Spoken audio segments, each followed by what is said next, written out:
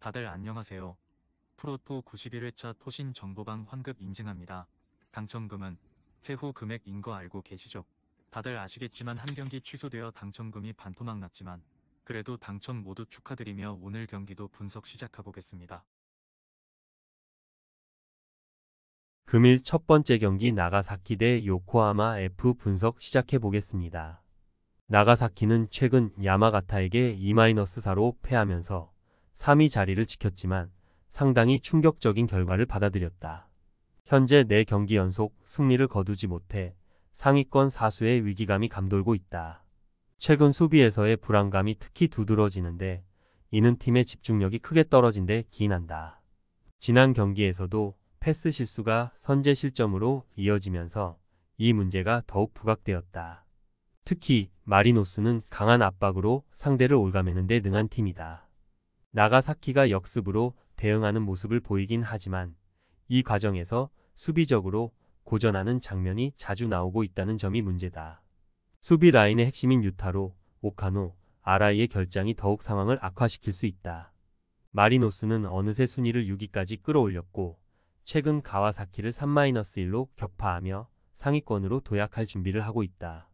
지난 경기에서는 카운터 어택의 위기를 맞는 장면이 자주 나왔지만 미드필더 진의 운영과 로페즈 FW 등 브라질 선수들의 뛰어난 결정력 덕에 득점력으로 이를 극복하는 모습을 보여주고 있다. 마치다와의 경기에서도 강한 중앙 압박을 뚫고 2-1 승리를 거두었으며 다득점 상황에서도 강한 면모를 자주 드러낸다. 다만 다쿠야, 나가토, 와타나베와 같은 핵심 수비 자원의 결장은 마리노스에게 부담이 될 수 있다. 마리노스의 수비 문제가 여전히 고질적인 문제로 남아있지만 미드필더의 전개와 공격진의 결정력이 충분히 이를 보완할 수 있을 것으로 보인다. 나가사키의 집중력 저하와 잦은 실수가 마리노스의 압박 아래서 더욱 빈번해질 가능성이 크다. 금일 두 번째 경기 사간도스 대 야마구치 분석 시작해 보겠습니다. 사간도스는 삿포로에게 3-5로 패배하며 강등권 탈출을 위해 중요한 경기에서 아쉬운 결과를 받아들였다. 이번 경기로 사간도스의 수비적 약점이 명확히 드러났다. 압박을 적극적으로 가하는 팀임에도 불구하고 수비의 규율에 문제가 많은 것이 사실이다. 사간도스는 이기는 상황에서도 다득점 경기를 통해 변수로 이득을 보려는 경향이 있다. 높은 수비 라인은 공격적으로는 도움이 되지만 이는 상대의 턴오버를 유도할 수 있어 리스크도 따른다.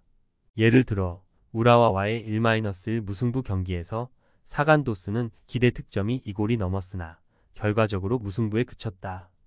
야마구치는 지난 경기에서 후지에다에게 0-3으로 패하며 연승 행진이 3에서 멈췄다. 후지에다는 야마구치의 배후 공간을 노렸고 이것이 야마구치에게 불리하게 작용했다. 야마구치는 기본적으로 적극적인 공세를 선호하며 높은 점유율을 유지하는 팀이다. 그러나 상대의 강한 압박의 후방에서 위험한 상황이 발생할 가능성이 크다.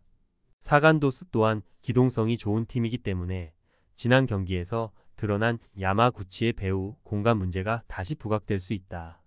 다만 야마구치는 공수 전환이 빠른 특징을 가지고 있으며 휴식기 이후에는 전반기에 비해 템포가 개선된 모습을 보이고 있다. 사간도스는 야마구치를 상대로도 적극적인 압박을 이어갈 가능성이 높고 배후 공간을 노리는 전술을 사용할 것이다. 그러나 사간도스의 수비 규율이 여전히 불안하고 야마구치 역시 기동력에서 전반기보다 후반기에 더 나은 모습을 보이고 있는 점을 감안해야 한다. 금일 세 번째 경기 산프레체 히로시마 대 에임의 분석 시작해 보겠습니다. 히로시마는 나고야를 2-1로 꺾으며 리그 2위 자리를 유지했다. 히로시마는 나고야를 상대로 고전하는 경향이 있지만 리그 내에서 보여주는 뛰어난 공격력 덕분에 이 어려움을 극복할 수 있었다. 히로시마는 리그에서 공수 전환이 가장 빠른 팀 중 하나로 홈과 원정 가리지 않고 슈팅 기회를 만들어내는 능력이 탁월하다. 상대가 수비적으로 나오는 경우에도 많은 슈팅으로 돌파구를 찾는 경향이 강하다. 히로시마는 후쿠오카, 세레소, 나고야와 같은 라인을 내리는 팀들을 잘 공략해왔다. 수비 시 배후 공간을 내줄 우려가 있긴 하지만 히로시마는 기동성으로 이러한 약점을 어느 정도 보완할 수 있다. 에이맨은 오이타를 3-2로 이기며 9위로 순위를 끌어올렸다. 하지만 경기 초반에는 오이타에게 불안한 모습을 보였고 10분 만에 이골을 허용하며 어려운 출발을 했다. 에이맨은 공을 잡고 전진하는 상황에서 불안감을 드러내며 득점 기회를 만들어내는데 어려움을 겪고 있다. 히로시마의 강한 압박에 전진 능력이 차단될 가능성이 높다. 이는 굳이 상대가 히로시마가 아니라고 하더라도 리그에서도 공통적으로 나타나는 문제라고 생각하는 것이 더 나아 보이는 상황이다. 에이맨은 리그에서도 전방 압박이 강한 팀에게 약한 모습을 보였다. 라인을 내린 수비는 어느 정도 견딜 수 있지만 히로시마처럼 낮은 라인을 돌파하는 데 능숙한 팀을 상대로는 고전할 가능성이 크다. 히로시마의 승리가 유력해 보인다. 에이맨은 히로시마처럼 전방 압박이 강한 팀을 상대로 리그에서 약한 모습을 보이고 있다. 에이메가 라인을 내린 수비를 펼친다고 해도 히로시마의 높은 슈팅 빈도와 낮은 라인을 돌파하는 능력을 고려할 때 히로시마가 부진할 가능성은 낮다. 금일 네 번째 경기 간바 오사카 대 쇼난 분석 시작해 보겠습니다. 고베와 2-2로 무승부를 기록했다. 일단 상위권을 구축하고 있는 상황이기는 하나 리그에서 좀처럼 승리를 거두지 못하고 있는 흐름은 그다지 좋은 상태가 아니다.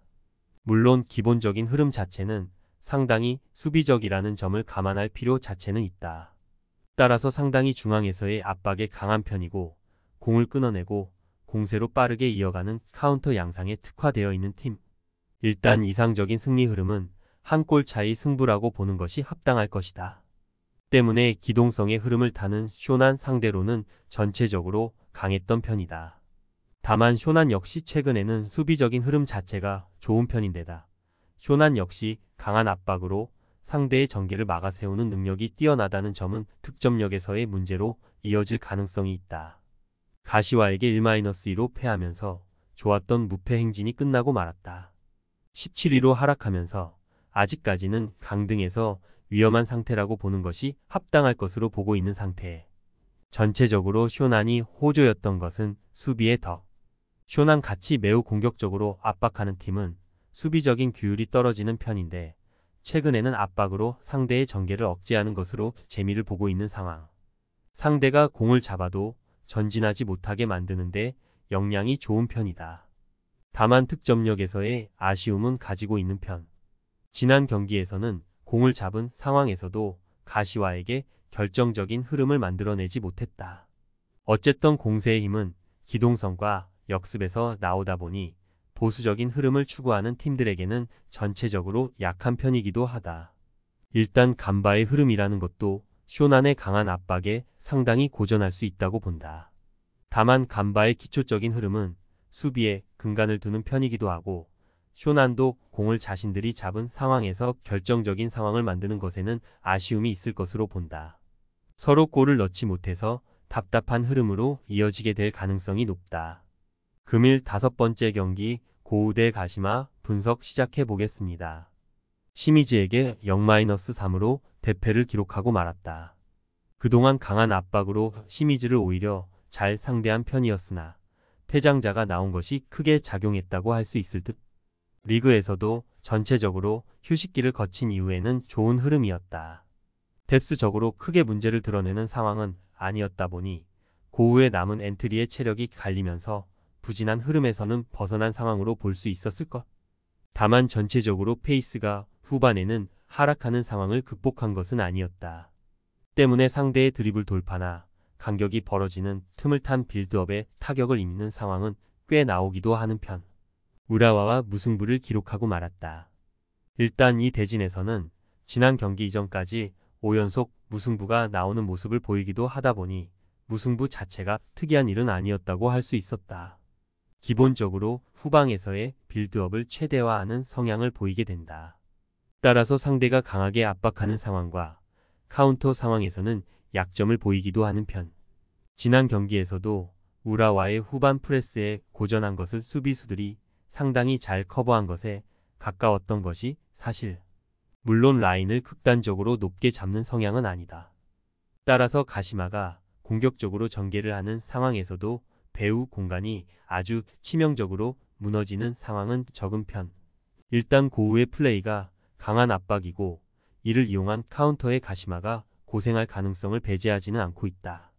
다만 고우 역시 후반전에 보여주는 간격이 벌어지는 성향과 드리블을 이용해서 상대가 접근하는 것에 상당히 당하는 성향은 어느 정도 있다.